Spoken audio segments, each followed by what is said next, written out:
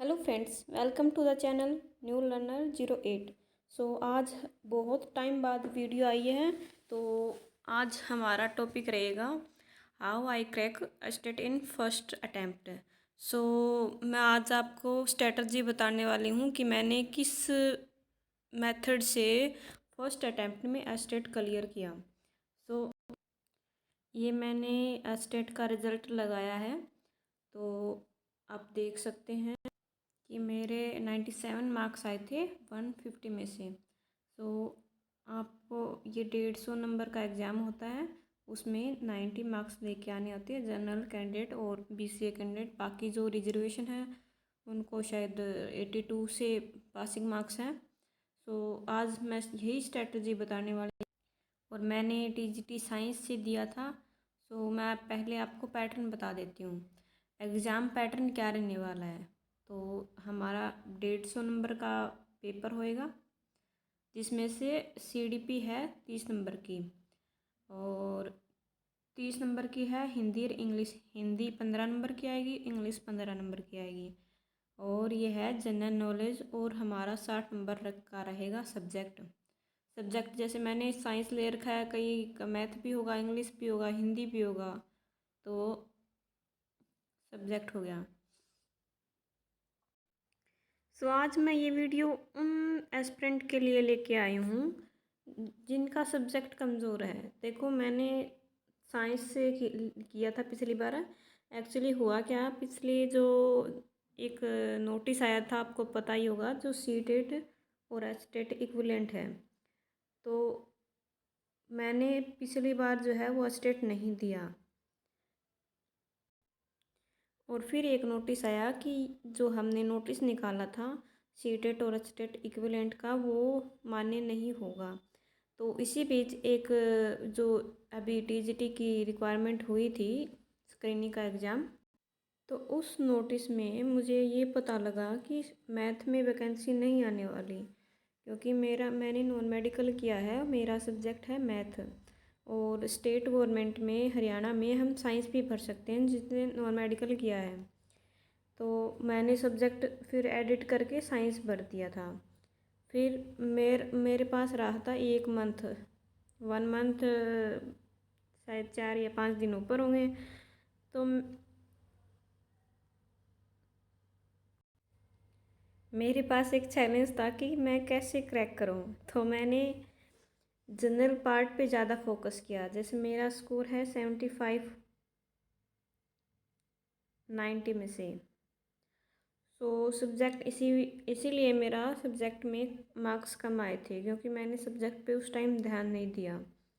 क्योंकि अगर मैं सब्जेक्ट पर ध्यान देती तो शायद मेरा नहीं हो पाता, क्योंकि 90 नंबर के हमारा जनरल सेक्शन आता है। मैं आपको ये बिल्कुल भी नहीं कहूँगी कि आप सब्जेक्ट मत पढ़िए, आप सब्जेक्ट पे भी ध्यान दीजिए। पर अगर इन केस अगर आपका सब्जेक्ट बहुत कमज़ोर है और आपके पास टाइम बहुत कम है, इवन 1 मंथ, शायद 1 डेढ़ महीना और रहा होगा स्टेट आने को, तो उनके लिए है जो सब्जेक्ट पर मतलब सब्जेक्ट कमज़ोर है उनका। मैंने जो स्ट्रेटजी अपनाई थी उसको मैं आज शेयर कर रही हूँ। फर्स्ट ऑफ ऑल है हमारी सीडीपी। देखो, सीडीपी के लिए मैंने ये बुक मैंने पहले पढ़ी हुई थी, सीखवाड़ की, रीड की। इसमें लैंग्वेज है ना वो बहुत आसान है और आप इसको परचेज़ कर सकते हो, शायद ऑनलाइन भी मिल जाएगी फ्लिपकार्ट या अमेज़न पर। और इसकी पहले तो है लैंग्वेज है ना बहुत ईजी है, बहुत ईजी। आप बिना किसी यूट्यूब चैनल की हेल्प से अगर आप खुद पढ़ोगे ना तो भी आराम से आपकी जो साइकोलॉजी का सेक्शन है ना वो हो जाएगा। देखो, कई कई ये सोचते होंगे कि हमने तो सीटेट के लिए साइकोलॉजी की है, वो एचटेट में काम आ जाएगी। पर सीटेट की लगभग 50% ही आती है, एचटेट में सिलेबस अलग है थोड़ा। सीटेट की कंपेयर में सीटेट वाला भी काम आएगा आपका, पर एचटेट के लिए थोड़ा अलग करना पड़ेगा। मैंने ये पहले बुक पढ़ी थी और इसमें हर एक चैप्टर के पीछे लगभग 500 क्वेश्चन होते हैं ऑप्शन टाइप। इससे आपकी प्रैक्टिस हो जाएगी। और हाँ, अगर आप कोई यूट्यूब चैनल देखना चाहो तो आप प्रीवियस ईयर क्वेश्चन ज़रूर कर लेना स्टेट के, जो पीछे पेपर आया है ना उनका स्टेट के प्रीवियस ईयर पेपर कर लेना। और वो निशा शर्मा है एक मैम, तो उनकी आप चैनल देख सकते हो, उनकी उन्होंने करवाए होंगे साइकोलॉजी के प्रीवियस ईयर क्वेश्चन। तो मैंने तो यही लिया था और आप देख भी सकते हैं, मेरा स्कोर था 26।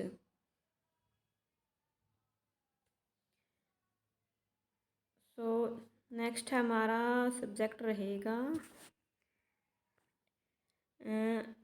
जैसे हम जैसे ये है हमारा साइकोलॉजी वाला सेक्शन हो गया। आप सीखवाड़ की बुक ले लीजिए और प्रीवियस ईयर क्वेश्चन कर लीजिए।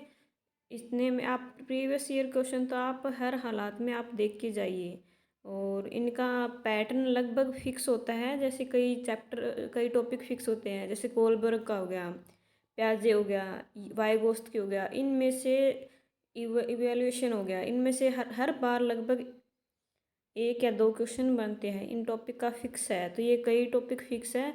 अगर आप बोलोगे तो मैं अगली वीडियो बना दूंगी कि मैं सीडीपी में कौन से टॉपिक इम्पोर्टेंट है। तो आप वो टॉपिक तो ज़रूर ज़रूर करके जाइए, क्योंकि स्टेट का अगर आप पैटर्न समझ गए ना तो आपको बिल्कुल आसान लगेगा। आपको ये लगेगा कि हमने एग्ज़ाम से पहले ही न्यूज़ एग्ज़ाम पेपर ले लिया। सो नेक्स्ट है हमारा हिंदी एंड इंग्लिश। देखो, हिंदी का है कि बहुत सोचते हैं कि हिंदी तो हमें आती है, पर ये सबसे बड़ा भ्रम है।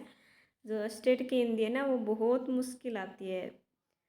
आप हिंदी के लिए आप हिंदी को वैसे मैं छोड़ी कि मैं आती है, पर आप हिंदी के लिए चैनल बता रही हूँ मैं, हिंदी बाई सुमनलता यादव। आप ये कर सकते हैं, ये मतलब बहुत अच्छी हिंदी पढ़ाती है। और अगर आपको जैसे एक बुक आती है राजस्थान में लगती है 9th से 12th की, एनसीईआरटी है शायद, पता नहीं मुझे, राजस्थान बोर्ड की है। तो वो बुक मैं टेलीग्राम पे अवेलेबल करवा दूँगी, अगर वो पढ़ लो तो वो पढ़ लो। बाकी ये जो है यूट्यूब चैनल है हिंदी बाई सुमनलता यादव, इस पे आप टॉपिक डाल के और यूट्यूब पर वीडियो कर सकते हो। और प्लस PYQ, ये प्रीवियस ईयर क्वेश्चन तो आपका बहुत बहुत ज़रूरी है। प्रीवियस ईयर क्वेश्चन कर लोगे ना तो आपको स्टेट का पैटर्न पता लगेगा कि किस टाइप के क्वेश्चन पुटअप करता है। और आप प्रीवियस ईयर क्वेश्चन को एनालाइज करोगे ना तो आपको ये पता आपको ना जैसे ये पता चल जाएगा कि हिंदी में कौन से टॉपिक से क्वेश्चन पूछा जा रहा है। जैसे संज्ञा सर्वनाम ये हर बार है ना, एक कारक हो गया। और मतलब ये कुछ टॉपिक है जो हर बार पूछे ही पूछे जाते हैं। इन ये कोई अलग क्वेश्चन पुटअप नहीं करता, ये जो पीछे पेपर के चले आ रहे हैं ना वही क्वेश्चन पुटअप करते हैं। बस क्वेश्चन अलग करते हैं, टॉपिक वही उठाते हैं, और जो इनके पीछे लॉजिक लगता है ना वही सेम। और ऐसे ही इंग्लिश का है, इंग्लिश के आप निशा शर्मा देख सकते हो।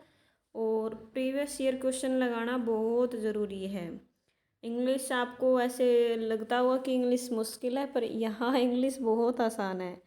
इंग्लिश आसान है, हिंदी थोड़ी सी टिपिकल हो जाती है, क्योंकि हिंदी थोड़ी सी मुश्किल देते हैं ये। और इंग्लिश का तो जैसे फिक्स ही है, मतलब सारा आप जनरल सेक्शन और सब्जेक्ट देखोगे ना आप प्रीवियस ईयर क्वेश्चन लगा के, कम से कम 3 4 या 5 क्वेश्चन पेपर लगा लेना पिछले साल, क्योंकि हर साल तो होता ही है। आप प्रीवियस ईयर क्वेश्चन लगाओगे ना तो आपको सभी सब्जेक्ट का पैटर्न पता लग जाएगा। आपको क्वेश्चन पता लग जाएगा कि कहाँ से आते हैं। जब आप तैयारी कर रहे होगे ना तो आपको ये लगेगा कि मैं सही डायरेक्शन में जा रहा हूँ, कि मुझे क्या पढ़ना है क्या छोड़ना है। आप प्रीवियस ईयर पेपर एनालाइज करो, सबसे पहला काम यही है। आप जैसे हिंदी का तो पता ही है ना हमें कि हिंदी में ये कौन से टॉपिक से है, ये कौन से टॉपिक से है। तो आप पहले मतलब हिंदी इंग्लिश तैयार करो ना। अरे इंग्लिश का तो बिल्कुल सिंपल सा, इंग्लिश का तो जैसे हर बार आता है वर्ब में इन्फिनेटिव, जीरंड, हर बार एक क्वेश्चन इन दो जो वर्ब के फॉर्म है ना इनमें से हर बार एक क्वेश्चन आता है। जीरंड का आ जाएगा, जीरंड है तो इन्फिनेटिव का आ जाएगा। और टेंस में जैसे कुछ ही जैसे इन एगो दे देगा, पास्ट इंडेफिनेट है, टाइम वाले सिंस फोर वाले दे देगा सिंस। तो ये इंग्लिश का भी फिक्स कुछ ही टॉपिक है जो हर बार आते हैं। और जैसे अपन कोई टेंस भी कर लेते हैं ना, कोई टॉपिक उठा लो, टेंस उठा लो, अगर मान लो आप टेंस की वीडियो लगा ली, कहीं से लगाओ चाहे आप है, तो उसकी प्रैक्टिस के लिए आप जाओ प्रीवियस ईयर क्वेश्चन में, तो आपको मतलब 5 क्वेश्चन पेपर कर लिए ना, उसमें से हर बार ये लगेगा कि भाई बिल्कुल बिल्कुल आसान देगा, बिल्कुल आपको क्वेश्चन में ही आपको आंसर मिल जाएगा। तो ये हुई हमारे हिंदी और इंग्लिश की। और नेक्स्ट हम करते हैं जनरल नॉलेज। इसमें ना 3 पार्ट आते हैं, हरियाणा जी के 10 नंबर की, मैथ 10 नंबर का, और 10 नंबर की हम आती है रीजनिंग। तो देखो रीजनिंग तो आप प्रीवियस ईयर क्वेश्चन कर लोगे ना, उससे मतलब बहुत है, हो जाएगी। और मैथ को, अगर मैथ कमज़ोर है किसी का, तो मैथ के भी आप पहले प्रीवियस ईयर क्वेश्चन उठाओ, उसमें से ये पता लगाओ कि कौन से चैप्टर आए हुए हैं। तो ये भी लगभग वही है, टाइम एंड वर्क, परसेंटेज, और बस यही चैप्टर रहते हैं। मतलब 10 क्वेश्चन है तो 10 टॉपिक है, तो एक दो कई बार यह है कि नया क्वेश्चन डाल देते हैं हर चैप्टर से, मतलब अलग एक टॉपिक अलग है। सो आप पहले प्रीवियस ईयर क्वेश्चन उठा के उसमें पहले आप ये चेक करो कि कौन से चैप्टर आ रहे हैं, किस टाइप के क्वेश्चन आ रहे हैं। अगर आप मान लो कोई भी टॉपिक करते हो, जैसे टाइम एंड वर्क करते हो, तो उसकी प्रैक्टिस के लिए आप इसको प्रेफर करें, प्रीवियस ईयर क्वेश्चन के आप हार्ड कॉपी निकलवा लीजिए और वहाँ से प्रैक्टिस कीजिए। और हरियाणा जी के वैसे तो ना बहुत वास्ट है, क्योंकि आप इतने सारे सब्जेक्ट करने हैं, तो आपको अगर आपने मतलब नए एस्पिरेंट हो, आपको पता नहीं है, आप बिल्कुल भी नहीं पढ़ी, तो आप एक काम करना, मैं अगली वीडियो में जैसे ये मैथ रीजनिंग हरियाणा जी के हुआ, सीडीपी हुआ, इसके लिए ना जो पीछे पेपर आए हुए हैं उनको एनालाइज करके, इवन मैंने तो कर रखा है, एनालाइज करके मैं आपको ये बता दूँगी कौन से टॉपिक किस सब्जेक्ट में कौन से टॉपिक करने हैं। ठीक है, तो अगर आप बोलोगे तो मैं अगली वीडियो ला दूँगी। और हरियाणा जीके में जैसे एक हड़प्पा सभ्यता होती जो मिली थी हरियाणा में, कहाँ कहाँ हड़प्पा सभ्यता के अवशेष मिले थे वे, और जैसे मुख्यमंत्री, राजनीतिक मुख्यमंत्री और राज्यपाल हो गया, और जैसे साहित्य अकेडमी होती है, उनके जो हेड होते हैं वो पूछ लेते हैं। और जैसे बस वही पैटर्न है, एक योजना से रिलेटेड हर बार एक क्वेश्चन आता है। इसमें ये नहीं है कि आपको पूरा हरियाणा जीके पढ़ना ज़रूरी है, आपको बस वही फिक्स टॉपिक है ना, जैसे 10 क्वेश्चन आते हैं और आप 15-16 टॉपिक होंगे वो, तो आप वो टॉपिक कर लेना, तो उसमें से ये है कि 6-7-8 क्वेश्चन आपके सही हो जाएंगे। और आप प्रीवियस ईयर क्वेश्चन का ना हरियाणा जीके की बहुत वीडियो पड़ी होगी यूट्यूब चैनल पे, और मैं नेक्स्ट वीडियो लाऊंगी जिसमें आपको ये बता दूंगी कि हरियाणा जीके में कौन से टॉपिक आपको करने हैं, क्योंकि फिक्स ही आता है इनका, मतलब कोई अलग से नहीं देते हर बार की ये अलग अलग टॉपिक डाल दिया, नहीं, बस वही जो एक नई नियुक्ति हुई है होती है वो, और योजना वाले जैसे हड़प्पा सभ्यता होगी ये, बस वही चलते घूम फिरा के वही पैटर्न। अब आती है सब्जेक्ट, मेरा साइंस है, मैंने साइंस से दिया था पिछली बार, अब की बार मैथ से दूंगी। तो सब्जेक्ट में आप ये कर सकते हैं 9th से 12th तक।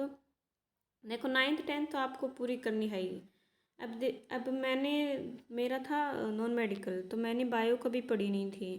तो अगर कोई जैसे नॉन मेडिकल वाले हैं ना, तो वो ऐसा कर सकते हैं, आप फिजिक्स केमिस्ट्री पढ़ लो 11th 12th की। अगर आपको ये लगे कि भी मैं बायो नहीं कर सकता, तो आप फिजिक्स केमिस्ट्री पढ़ लीजिए। और फिजिक्स केमिस्ट्री में मतलब ये जैसे केमिस्ट्री में ये हो गया, IUPAC नेम हो गया, ये इक्वेशन बैलेंस करना हो गया, ये कई टॉपिक है, ये हर बार रिपीट होते हैं। और एक ये टॉपिक होता है ये सौरमंडल वाला, हर बार एक क्वेश्चन उससे पूछा जाता है। और इतनी मतलब मुश्किल भी नहीं आती, अगर आप सब्जेक्ट पढ़ोगे ना तो मुश्किल भी नहीं आती। पर मेरे केस में ये था कि मुझे 1 मंथ बचा था और मेरा एकदम से स्विच किया था मैंने, क्योंकि एडिट करने का ऑप्शन आता ना, तब मैंने चेंज किया था कि मुझे मैथ से नहीं साइंस से देना है, क्योंकि अगर मैथ से दे भी देती तो कोई फ़ायदा नहीं था, क्योंकि वैकेंसी नहीं आने वाली थी। आप अगर किसी का सब्जेक्ट मतलब बिल्कुल कमज़ोर है ना, तो आप जनरल पार्ट पे फोकस कीजिए। और जैसे मैंने किया था, जैसे 90 में 75 क्वेश्चन मेरे सही हो गए थे, और जैसे 20-22 क्वेश्चन उसमें सब्जेक्ट में भी ठीक हो गए थे, तो मेरा क्लियर हो गया। तो वैसे ही अगर आपको बिल्कुल कमज़ोर है तो आप ये मेरी स्ट्रेटजी जो मैंने यूज़ की थी वो कर सकते हैं। पर मेरा जो सजेशन है यही रहेगा कि आप कम से कम 9th-10th की करके और 11th-12th में जो रिपीट होते हैं ना वो क्वेश्चन ज़रूर करके जाइए। आप पहला काम तो यही है कि आप प्रीवियस ईयर क्वेश्चन निकालेंगे, क्वेश्चन पेपर 3-4 मतलब 5 साल के तो आप कर ही लीजिए, और उनमें से जो आप रिपीट रिपीट क्वेश्चन है ना वो ज़रूर करके जाइए। और बायो के आप प्रीवियस ईयर क्वेश्चन लगा लीजिए, अगर आपको ये लगता हो कि भाई मैं नहीं पढ़ सकता। और जैसे कई टॉपिक होते हैं, जैसे रिप्रोडक्शन वाला है, वो हर बार उनमें से एक क्वेश्चन ज़रूर पूछता है, और ये नहीं कि सारे मुश्किल आएगा। जैसे 60 नंबर का सब्जेक्ट है ना, तो उनमें से कुछ क्वेश्चन इजी भी आएंगे, कुछ मॉडरेट लेवल के, थोड़े हार्ड आएंगे। तो आप कम से कम इतना कर लीजिए कि जो इजी क्वेश्चन आएगा ना, मान लो 60 में मान लो 33%, ये जैसे आप पर्सन का ब्लू प्रिंट देखते हैं उसमें 30-33% जो हमारा इजी रहता है, तो कम से कम आप इतना कर लीजिए कि आपको अगर इजी क्वेश्चन आए तो वो ना छोड़िए। जैसे 9th में एक चैप्टर है जो स्टार्टिंग वाले जो पदार्थ वाले मैटर वाले, तो उनमें से हर बार मतलब स्टार्टिंग 1-2-3 चैप्टर है वो बहुत इम्पोर्टेंट है। हर बार 2-3-4 क्वेश्चन हर बार आते हैं उनमें से। तो आप जैसे 9th-10th की है तो वो तो पूरी करके ही जाइए। 11th-12th में आप जैसे फिजिक्स केमिस्ट्री है तो फिजिक्स केमिस्ट्री करके और उनके प्रीवियस ईयर क्वेश्चन ज़रूर करके जाइए। तो कम से कम आप ये है कि 30 के आसपास नंबर ले आओगे ना, तो आपका अगर जनरल पार्ट में थोड़ा ऊपर नीचे होता है तो भी आपका क्रैक हो जाएगा। तो मेरी यही स्ट्रेटजी है, और आप एनसीईआरटी यूज़ कीजिए।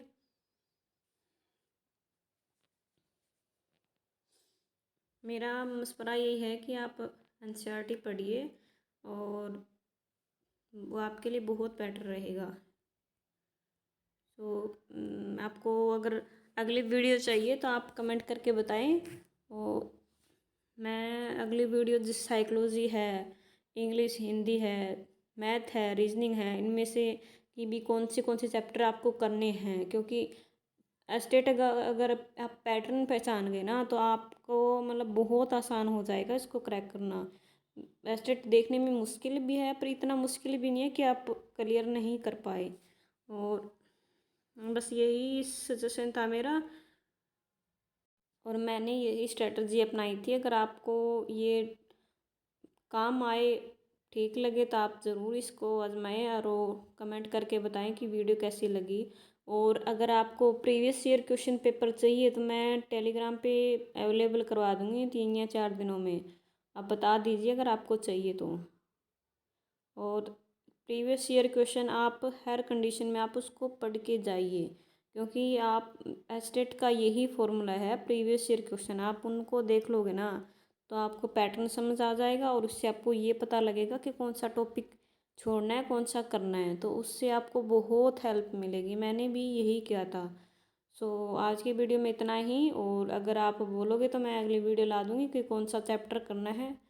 और इसी के साथ टाटा बाय बाय। और आपको वीडियो अच्छी लगे तो आप लाइक, शेयर एंड सब्सक्राइब ज़रूर कीजिए। Thank you.